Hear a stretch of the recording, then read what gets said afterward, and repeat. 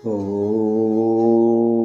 वर्णानामर्थसङ्गानां रसानां छन्दसामपि मङ्गलानां च कर्तारो वन्दे वाणी विनायको नारायणं नमस्कृत्य नरं चैव नरोत्तमं देवीं सरस्वतीं व्यासं ततो जयमुदीरयेत्।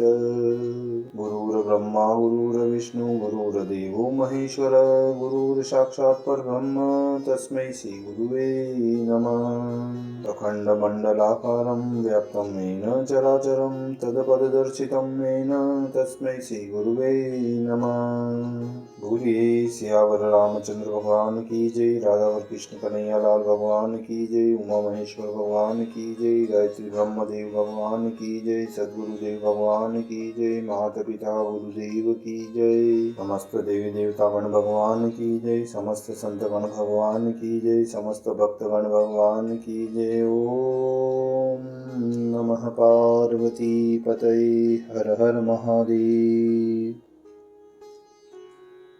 तो मित्रों और आप सभी श्री मार्कंडेय पुराण के श्रेष्ठ रसिक जनों, श्रोतागणों, अब तक हमने श्री मार्कंडेय पुराण की कथा को नियमित रूप से क्रमबद्ध रूप से श्रवण किया है, कीर्तन किया है, मनन किया है, भजन किया है। तो अब हम श्री मार्कंडेय पुराण के 48वें अध्याय और श्री देवी महात्म्य श्री दुर्गा सप्तशती के 8वें अध्याय की ओर कथा को अग्रसर करते हैं।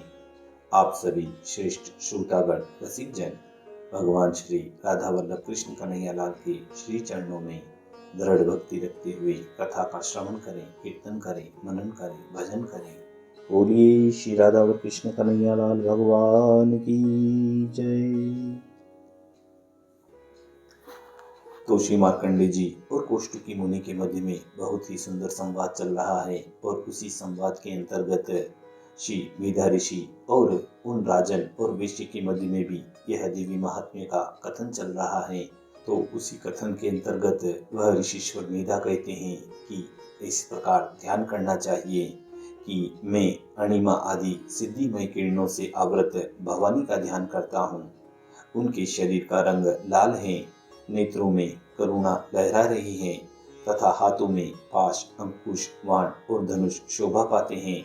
तब वह ऋषिश्वर उन राजन और उन वैश्य से कहते हैं कि चंड और मुंड नामक दैत्यों के मारे जाने तथा बहुत सी सेना का संहार हो जाने पर दैत्यों के राजा प्रतापी शुंभ मन में बड़ा क्रोध करते हैं और उसने दैत्यों की संपूर्ण सेना को युद्ध के लिए कूच करने की आज्ञा दे दी।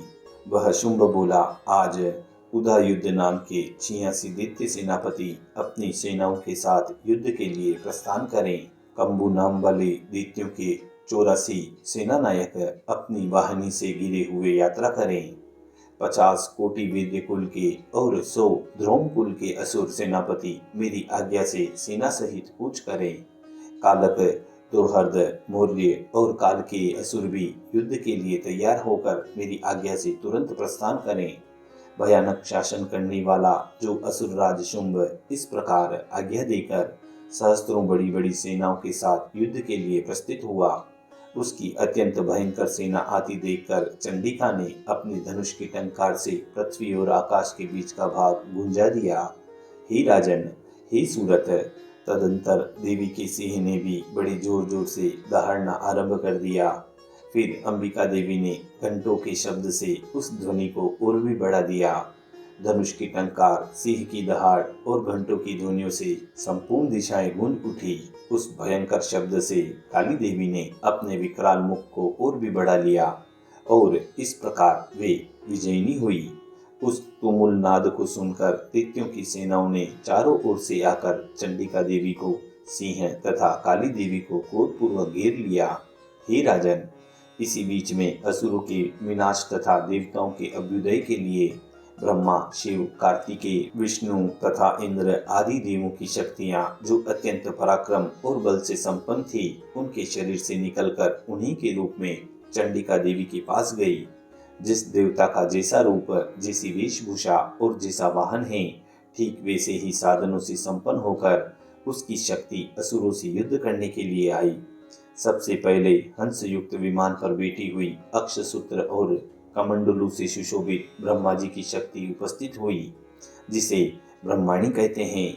महादेव जी की शक्ति वृषभ पर आरूढ़ होकर हाथों में श्रेष्ठ त्रिशूल धारण किए हुए, महानाग का कंकण पहने, मस्तक में चंद्ररेखा विभूषित हो वहां आ पहुंची।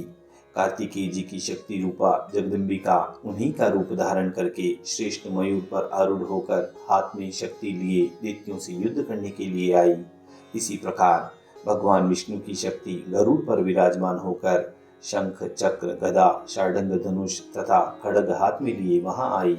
अनुपम यज्ञ वाराह का रूप धारण करने वाले श्री हरि की जो शक्ति है, वह भी वाराह शरीर धारण करके वहां उपस्थित हुई। नारसिंह शक्ति भी नरसिंह के समान शरीर धारण करके वहां आई। उसकी गर्दन के बालों के झटके से आकाश के तारे बिखर पड़ते थे। इसी प्रकार इंद्र की शक्ति वज्र हाथ में लिए हुए गजराज ऐरावत पर बैठकर आई। उसके भी सहस्त्र नेत्र थे। इंद्र का जैसा रूप है वैसा ही उसका भी था। तदंतर उन देव शक्तियों से गिरे हुए महादेव जी ने चंडिका से कहा, मेरी प्रसन्नता के लिए तुम शीघ्र ही इन असुरों का संहार करो। तब देवी के शरीर से अत्यंत भयंकर और परम उग्र चंडिका शक्ति प्रकट हुई, जो सैकड़ों गीदड़ियों की भांति आवाज करने वाली थी। उस अपराजिता देवी ने धूमिल जटा वाले महादेव जी से कहा कि हे भगवान, आप शुंभ निशुंभ के पास दूत बनकर जाइए और उन अत्यंत गर्विले दानव शुंभ एवं निशुंभ दोनों से कहिए, साथ ही उनके अतिरिक्त भी जो दानव युद्ध के लिए वहां उपस्थित हों, उनको भी यह संदेश दीजिए। संदेश इस प्रकार है कि हे दैत्यों, यदि तुम जीवित रहना चाहते हो तो पाताल को लौट जाओ। इंद्र को त्रिलोकी का राज्य मिल जाए और देवता यज्ञ भाग का उपभोग करें। यदि बल के घमंड में आकर तुम युद्ध की अभिलाषा रखते हो तो आओ, मेरी शिवाय योगिनियां तुम्हारे कच्चे मांस से तृप्त हों। चूंकि उस देवी ने भगवान शिव को दूत के कार्य में नियुक्त किया था, इसीलिए वह शिव दूती के नाम से संसार में विख्यात हुई।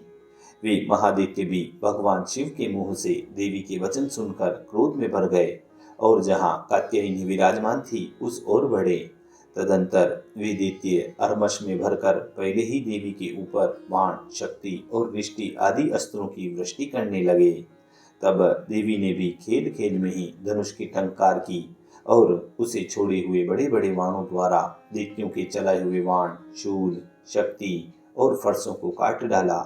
फिर काली देवी ने उनके आगे होकर शत्रुओं को शूल के प्रहार से विदीर्ण करने लगी और खड़वांग से उनका कचुम्बर निकालती हुई रणभूमि में विचरने लगी। ब्रह्माणी भी जिस जिस ओर दौड़ती हैं, उसी उसी ओर अपने कमंडलू का जल छिड़क कर शत्रुओं के ओज और पराक्रम को नष्ट कर देती थी। माहेश्वरी ने त्रिशूल से तथा वैष्णवी ने चक्र से और अत्यंत क्रोध में भरी हुई कुमार कार्तिकेय की शक्ति ने शक्ति से दैत्यों का संहार आरंभ कर दिया।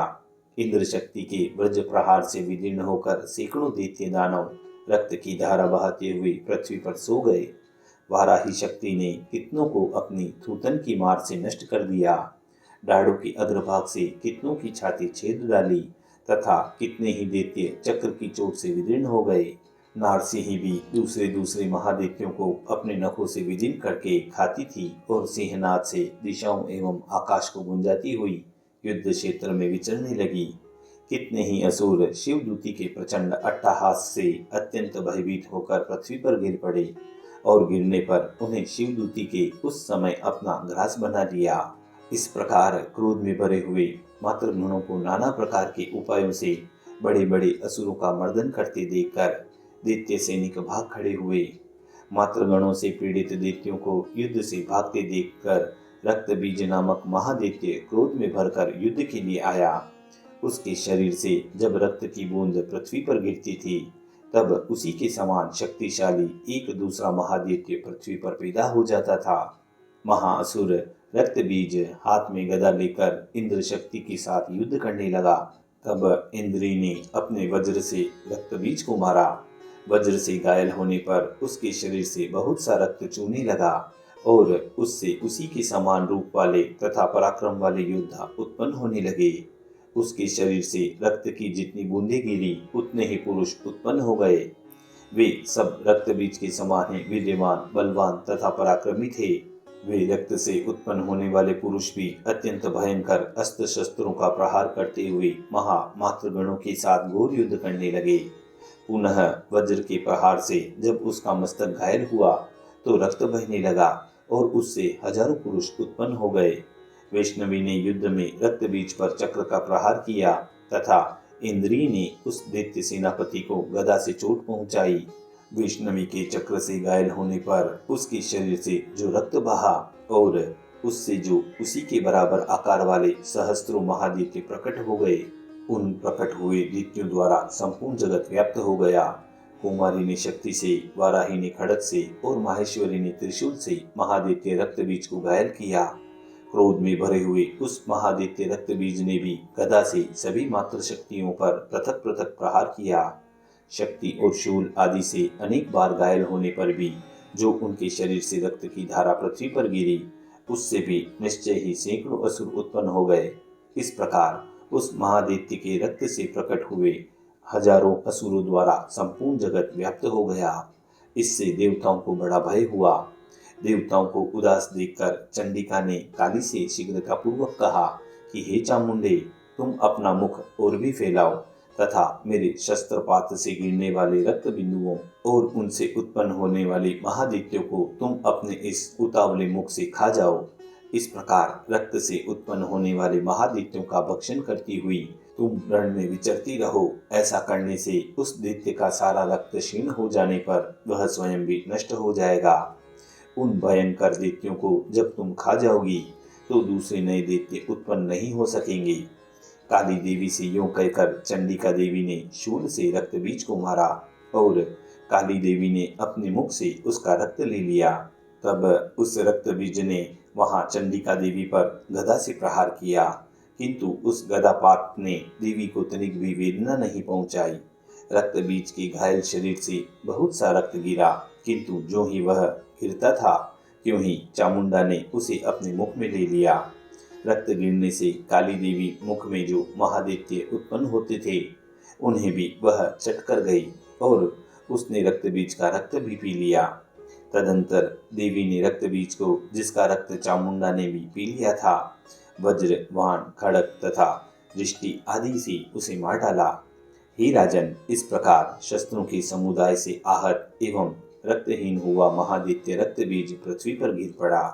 हे नरेश्वर, इससे देवताओं को अनुपम हर्ष की प्राप्ति हुई और मातृगण उन असुरों के रक्तपान के मद से उद्धत से होकर नृत्य करने लगी। इसी प्रकार श्री मार्कंडेय जी और कौष्टुकी मुनि के मध्य में बहुत ही सुंदर संवाद चल रहा है और इसी संवाद के अंतर्गत श्री मार्कंडेय पुराण के 48वें अध्याय और देवी महात्म्य दुर्गा सप्तशती के 8वें अध्याय की यहाँ पूर्णता व समाप्ति होती है।